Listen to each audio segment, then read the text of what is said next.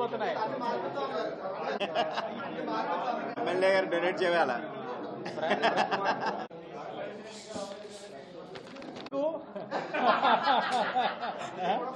నేను నువ్వు పెట్టావు కదన్నా ఈరోజు అది ఏదో ఉన్నాయా ప్రెస్ మీట్?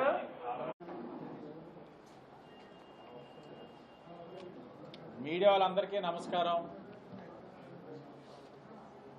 మీరందరూ కూడా దివాళీ పండుగ ఆనందోత్సవాల నడుమ జరుపుకున్నారని భావిస్తా ఉన్నా.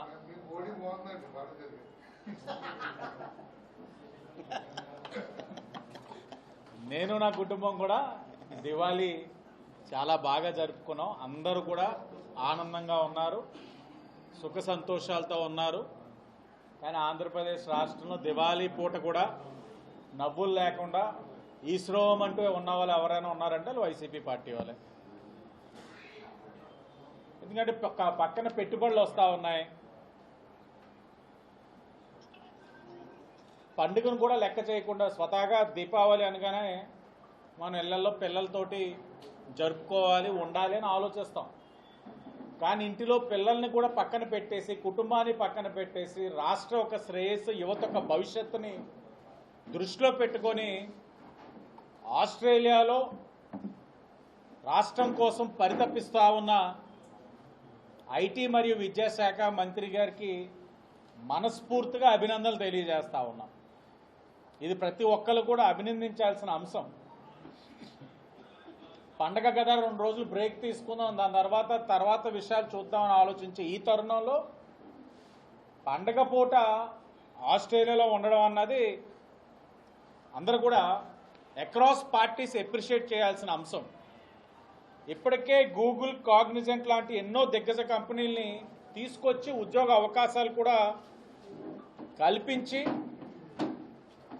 విశ్రాంతి తీసుకోకుండా ఈ విధంగా కష్టపడుతున్నారు అని అంటే కూటమి ప్రభుత్వం ఒక ఆలోచన విధానం మీరు అర్థం చేసుకోవాలి. మా ఎజెండా మీకు అర్థం అవ్వాలి. మీడియా ద్వారా ప్రజల్ని కోరుతా ఉన్నాం, ప్రజలు మీరు ఆలోచించాలి, ఏ విధంగా చేస్తున్నారన్నది మీరు అర్థం చేసుకోవాలన్నది మా తాలూకు ఆలోచన. ఈ మధ్య రాజమండ్రిలోని కొంతమంది మాట్లాడుతూ ఇన్వెస్ట్మెంట్లన్నీ గుడివాడ అమర్నాథ్ తీసుకొచ్చాడని చెప్తా ఉన్నారు. నాకు బాగా గుర్తు, దావోస్కి వెళ్ళమంటే ఎందుకు వెళ్ళలేదంటే అక్కడ చలి ఎక్కువగా ఉంటుంది, చాలా ఇబ్బందిగా ఉంటుందని చెప్పిన వ్యక్తి,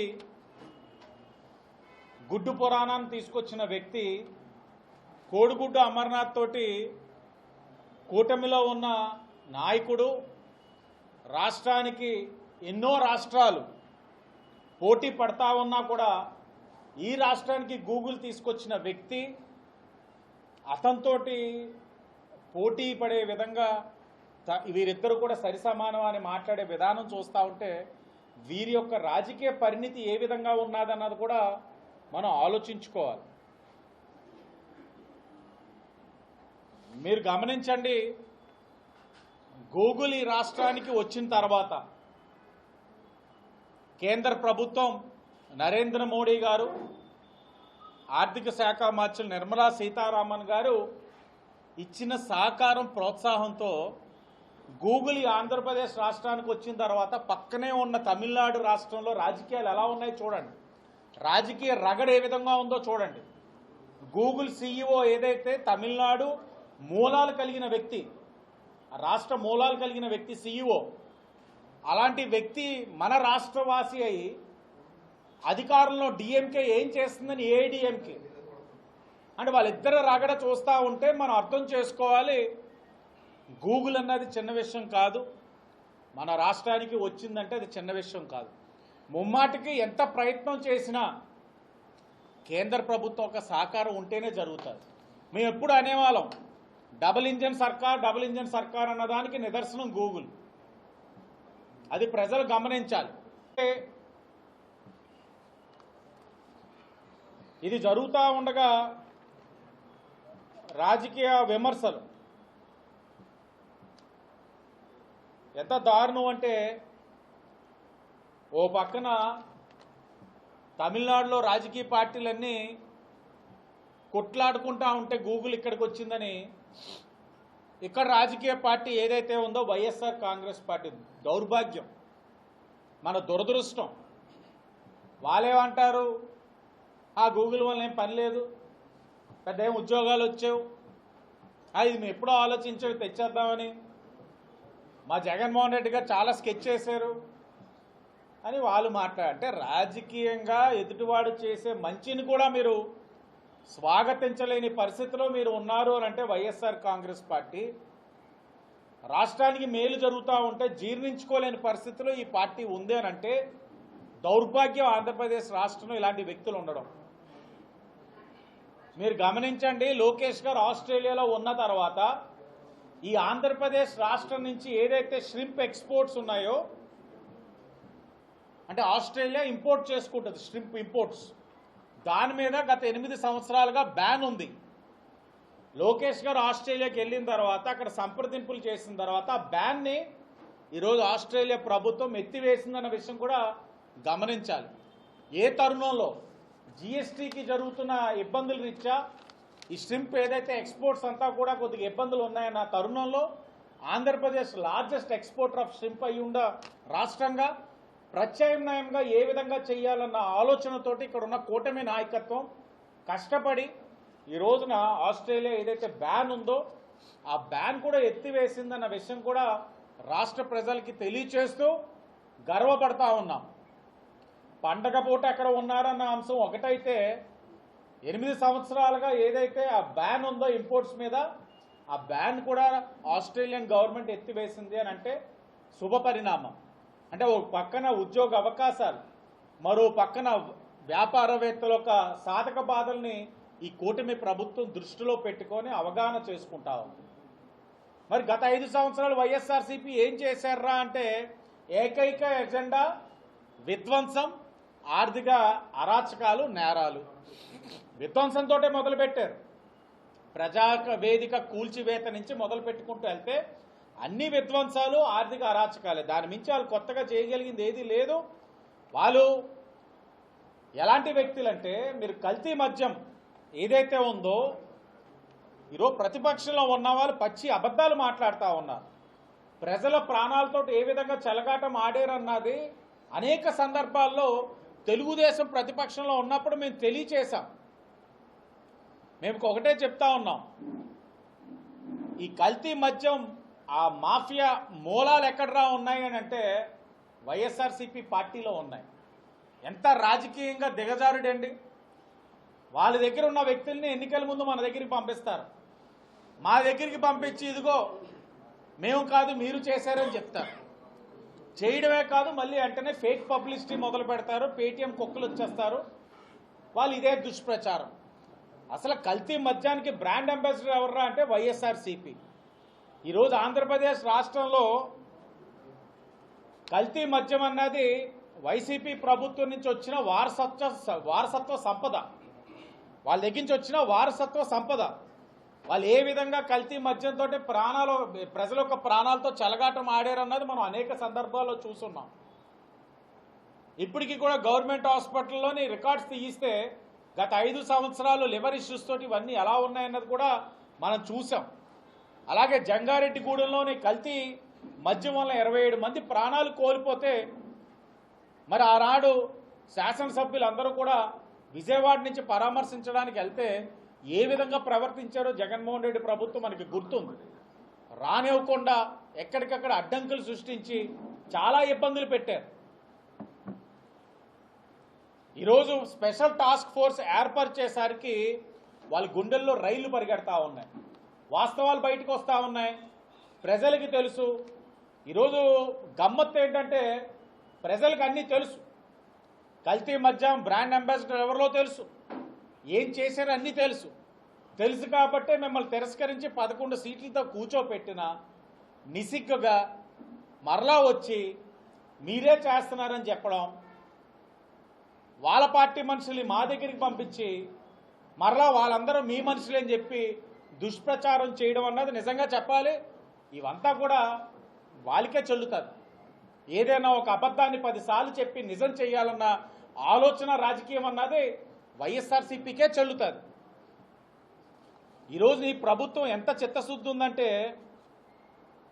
ఏపీ ఎక్సైజ్ సురక్ష యాప్ నిన్ననే మా కూటమి నాయకులు కూడా వెళ్ళి కొన్ని షాప్స్ దగ్గర యాప్ ఎలా పనిచేస్తూ ఉందన్నది కూడా తెలుసుకున్నాం. సీఎం చంద్రబాబు నాయుడు గారు స్వయంగా జీరో టాలరెన్స్ విధానంతో ఎవరు తప్పు చేసినా ఉపేక్షించేది లేదు. ఎందుకంటే మద్యం మీద చాలా క్లియర్గా ఉంది కూటమి ప్రభుత్వం. అలాగే ఈ యాప్ కూడా సురక్ష యాప్ కూడా మీరు చూడొచ్చు. దాని యొక్క విధానం, దానివల్ల మేలు. ఎందుకంటే స్కాన్ చేసిన వెంటనే డిస్టిలరీ నుంచి ప్రొడక్ట్ ఎప్పుడు మ్యానుఫ్యాక్చర్ అయ్యింది అన్నీ కూడా చాలా ట్రాన్స్పరెంట్గా మనం దాంట్లో చూసుకునే అవకాశం ఈరోజు ఈ యాప్ మనం ప్రొవైడ్ చేస్తూ ఉంది. కేవలం పారదర్శకత, వినియోగదారుడు ఎవరైనా సరే వాళ్ళకి అవగాహన ఉండాలి, తెలియాలి వాస్తవాలు. అంతేగాని డిస్టిలరీస్ అన్నీ కూడా చీకటి మాటను పెట్టి ఇష్టానుసారంగా చేసుకొని డిజిటల్ ట్రాన్సాక్షన్స్ అవకాశం ఉన్న క్యాష్ ట్రాన్సాక్షన్స్ చేసుకొని ఎవరికి కూడా తెలియకుండా ఆ సొమ్మునంతా కూడా అడ్డగోలుగా దొడ్డిదారిని పంపించి ఈ విచ్చలవిడితనం అన్నది ఉండకూడదు. జవాబుదారం ఉండాలని ఈరోజు చంద్రబాబు నాయుడు గారు డిజిటల్ ట్రాన్సాక్షన్ చేయిస్తున్నారు. మీకు ఏదైతే సురక్ష యాప్ను కూడా ప్రజలకి తెలిసే విధంగా కూడా చేస్తూ ఉన్నారు. అలాగే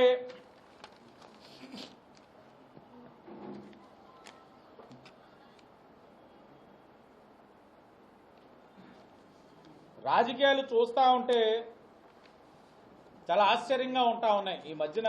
అంటే మరీ రాజకీయ వ్యభిచారం ఎక్కువైపోయింది. రాజకీయ వ్యభిచారమే. ఎందుకంటే జోగి రమేష్ గారు అన్న వ్యక్తి అడ్డగోలుగా దొరికిన తర్వాత కూటమి ప్రభుత్వం కల్తీ మద్యం తయారు చేస్తుందని ప్రజల్ని దారి మళ్లించి ఒక మాస్టర్ ప్లాన్. ఎందుకంటే నిందితులు అందరూ కూడా జోగి రమేష్ గారితో ప్రయాణం చేశారు, ఫోటోలు ఉన్నాయి. సరే ఫోటోలు అంటారా, జరుగుతూ ఉంటుంది ప్రక్రియ. ఇద్దరు ట్రాన్సాక్షన్స్ ఉన్నాయి, అన్నీ ఉన్నా కూడా దొరికిన తర్వాత అడ్డగోలుగా ఒక మీడియా ఛానల్కి వెళ్ళడం, ఇంటర్వ్యూ ఇవ్వడం, నేను శుద్ధపోసని, నేను చాలా మంచివాడిని, నేను పద్ధతిని అని చెప్పినట్లు ఉంది. ఏదో ఉంది కదా సామెత, పతివ్రత పరవాన్నం వండితే తెల్లారు చల్లారలేదంట.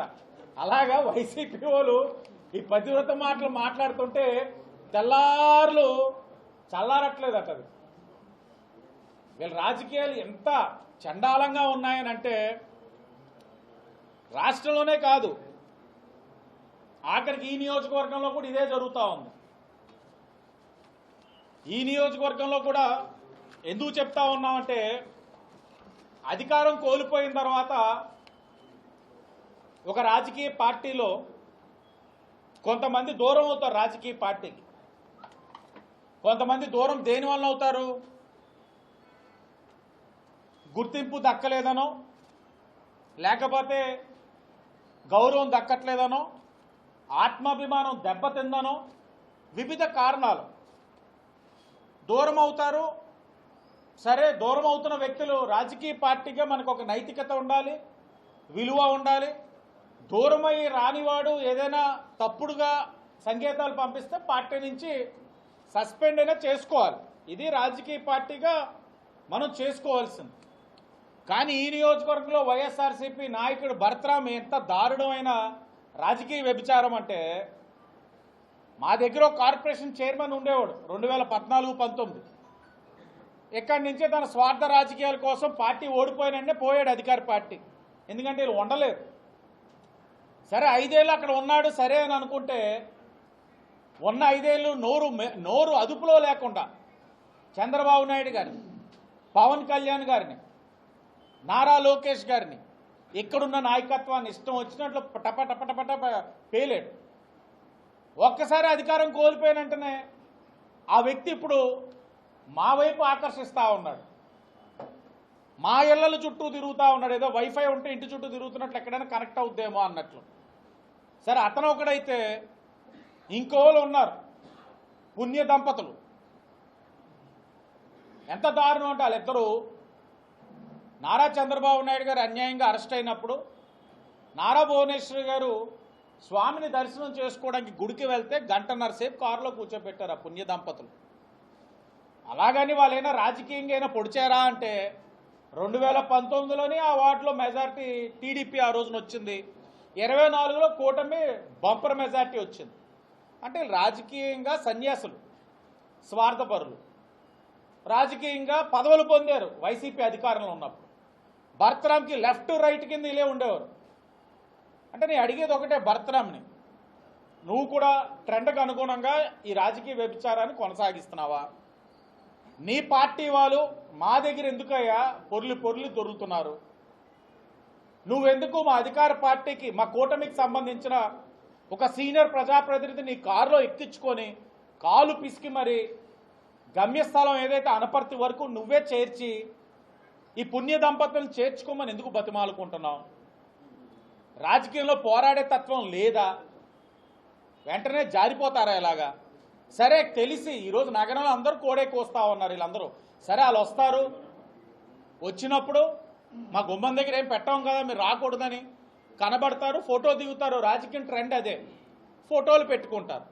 కానీ మేము స్వాగతించాలి కదా. కూటమి మేము అందరూ సఖ్యతగా ఉన్నాం, మాకెవరు కూడా ఇప్పుడు వచ్చి మమ్మల్ని స్టెఫ్రీలు ఎట్టుకుని లేపక్కర్లా. కష్టకాలంలో పోరాడాం, నిలబడ్డాం, ఈరోజు నిలతొక్కున్నాం, ఈరోజు ఇక్కడ ఉన్నాం. కష్టకాలంలో వీళ్ళు ఎవరో మాతో లేనప్పుడు వీళ్ళు వచ్చి మాకు ఏం పొడి చేస్తారు? కాబట్టి మాకు ఎవరు కావాలో ఎవరొద్దో తెలుసు, మా జెండా మోసిన నాయకులు ఎవరో తెలుసు, కార్యకర్తలు ఎవరో తెలుసు. వాళ్ళకి మంచి చెడులు చూసుకుంటున్నాం, గౌరవిస్తూ ఉన్నాం. రాజకీయంగా కోరే గౌరవాన్ని కమిటీల రూపంలో అనేక విధాలుగా ఇచ్చుకుంటూ వెళ్తా ఉన్నాం. సరే, నీ మనుషులు వైసీపీ వాళ్ళు మా చుట్టూ తిరుగుతున్నప్పుడు వాళ్ళ మీద క్రమశిక్షణ చర్యలు కూడా తీసుకోలేని దౌర్భాగ్యమైన పరిస్థితిలో ఉన్నావా? అంటే నీకు తెలిసే వాళ్ళని పంపిస్తున్నావా? లేకపోతే నీకు తెలియకుండా వాళ్ళు వచ్చారని అంటే నువ్వు ఎందుకు చర్యలు తీసుకుంటలేదు? లేకపోతే వాళ్ళని పంపించి నెక్స్ట్ నువ్వు కూడా ట్రాక్ లైన్ వేసుకుంటున్నావా? ఇలాంటి వాళ్ళు ఆ వైసీపీలో ఉన్నది. ఇది రాజకీయ ట్రెండ్. అంటే మా వాళ్ళకి కూడా మేము స్పష్టంగా తెలియజేస్తూ ఉన్నాం. మేము జనసేన, బీజేపీ, టీడీపీ కానీ ఒక మాట మీద ఉన్నాం. ఎవరు వచ్చినా మా వాళ్ళు ఎవరైతే కష్టకాలంలో కష్టపడి జెండా మోస్తున్నారో వాళ్ళకి తగిన ప్రాధాన్యత ఇస్తూ వాళ్ళు గౌరవం ఇస్తూనే ముందుకెళ్తా ఉన్నాం. ఎవరైనా సరే చేరాలని అనుకుంటే ఒక మాట మీద మేము చర్చించుకునే జరుగుతూ ఉంది. కానీ ఎక్కడా కూడా పొరపచ్చాలు లేవు, తేవడానికి కూడా ప్రయత్నాలు చేస్తారు వీళ్ళు. అదే ప్రక్రియ. అంటే రాజకీయాలు ఎంత దిగజారిపోయినాయి అన్నది చెప్తా ఉన్నాం. ప్రతిపక్షంలోని ఉండడానికి ఇష్టపడట్లా, ప్రతిపక్షాన్ని ఆస్వాదించలేకపోతా ఉన్నారు. ప్రతిపక్షం అన్నది నిజంగా పని చేయాలి అని అనుకున్న వాడికి, క్షేత్రస్థాయిలో ప్రజల యొక్క సమస్యలను అవగాహన చేసుకోవాలనుకున్న వాడికి, నాయకుడిగా ఎదగాలనుకున్న వాడికి ప్రతిపక్షం ఒక అవకాశం. అలాంటి అవకాశాన్ని కూడా తీసుకోలేక 5 సంవత్సరాలు సుఖపడిపోయి వైసీపీ పార్టీలో వాళ్ళు ఇలాంటి రాజకీయాలు చేస్తారు. ఇది జోగి రమేష్ గారు, భరతరామో కాదు, అందరూ అదే తత్వంలో ఉన్నారు. అవకాశం ఇస్తే గేట్లు ఓపెన్ చేస్తే ఖాళీ వైసీపీ పార్టీ. కానీ మాకు కొన్ని విలువలు ఉన్నాయి, ఏం చేయాలో తెలుసు. నేను మరలా చెప్తా ఉన్నాను, అక్కడ ఏదో కష్టం ఉండో, నీ ఆత్మభిమానం దెబ్బతినో, లేకపోతే నీకు రాజకీయంగా నీ యొక్క ఉన్నతమైన ఎదుగుదలని ఓర్వలేనితనం ఉందంటే నువ్వు ఒక నిర్ణయం తీసుకొని పార్టీ వదిలి నువ్వు బయటికి పోవడం అన్నది ధర్మం. కానీ అన్ని విధాలైన గౌరవాలు పొంది, పదవులు పొంది మళ్ళీ ఇక్కడికి వస్తున్నావు అని అంటే స్వార్థ రాజకీయాలు ఎలా నడుస్తున్నాయన్నది అర్థం చేసుకోవాలి. ఏదేమైనా ఈరోజు రాష్ట్రంలో కూటమి ప్రభుత్వం ఒక చిత్తశుద్ధితో పనిచేస్తూ ఉంది. ఉద్యోగ ఉపాధి అవకాశాలు కల్పించడంలో కానీ, పెట్టుబడులు ఆకర్షించడంలో కానీ అన్ని విధాలుగా కూడా కృషి చేస్తూ ఉన్నాం. చివరాఖరిగా మళ్ళా చెప్తా ఉన్నాం, వైఎస్ఆర్సీపీ అన్నది వారి యొక్క సంపద, కల్తీ మద్యం అన్నది. వారు ఒక బ్రాండ్ అంబాసిడర్స్ కల్తీ మద్యానికి కానీ, నాసిరకం మందుకు కానీ. ప్రజల ప్రాణాలతో చెలగాటం ఆడారు కాబట్టి బుద్ధి చెప్పి ప్రజలు ఇళ్లల్లో కూర్చోపెట్టారు. అయినా సిగ్గు లేకుండా ఇంకా బయటకు వచ్చి దుష్ప్రచారం చేస్తున్నారంటే ప్రజలు అర్థం చేసుకోవాలి. వాళ్ళ మధ్యన వైఎస్ఆర్సీపీకి, కూటమి నాయకత్వానికి మధ్యన వ్యత్యాసం అర్థం చేసుకోవాలని తెలియచేసుకుంటూ ధన్యవాదాలు. మీరే తెలుసుకోండి. తాజాగా బాలికల మీద ఘటనలు జరుగుతున్నాయి. రాష్ట్రాల మీద అలాంటి ఫోకస్ పెట్టబోతున్నారు. డిపార్ట్మెంట్ ఎలా రన్ చేయబోతుంది? నిన్న ఈవినింగే గౌరవ కలెక్టర్ గారి ద్వారా క్లియర్ ఇన్స్ట్రక్షన్స్ ఇచ్చున్నాం. తల్లిదండ్రులు తప్ప ఎవరు కూడా పిల్లల్ని పంపించడానికి లేదు. వారితో పిల్లలు తల్లిదండ్రులు తప్ప ఇంకెవరిని కూడా ఎంగేజ్ చేయకూడదు. సూపర్ అక్కడ ఉన్న వార్డెన్స్ కానీ అందరికీ కూడా క్లియర్ ఇన్స్ట్రక్షన్స్ ఎవ్రీ హాస్టల్కి వెళ్ళడం జరిగింది. అలాగే క్లియర్ మానిటరింగ్ ఉండాలి. ప్రతి హాస్టల్ ఉన్న పరిధిలో ఉన్న పిఎస్లో ఎప్పటికప్పుడు వెరిఫై చేసుకోవడం, విజిటర్ రిజిస్టర్స్తో పాటు అక్కడ ఎవరు తిరుగుతున్నారు, ఆకతాయిలు తిరిగేదేదైనా ఉందా లేకపోతే ఇంకేదైనా జరుగుతుందా అన్నది కూడా అబ్జర్వ్ చేయమని కూడా చెప్పడం జరిగింది. ఏదేమైనా ఒకటే, కూటమి ప్రభుత్వం ఆడపిల్లల జోలికి వెళ్తే ఉపేక్షించబోదు. చర్యలు చాలా కఠినంగా ఉంటాయి. అది ఏ విధంగా ఉన్నదన్నది నిన్నటి నుంచి మీరు అందరూ కూడా చూస్తూ ఉన్నారు. ఇది ఒక ఎగ్జాంపుల్. చిన్నపిల్లల జోలికి కానీ ఆడపిల్లల జోలికి కానీ వెళ్తే చర్యలు చాలా కఠినంగా ఉంటాయి. అదే ఆఖరి రోజు అవుతుంది కూడా.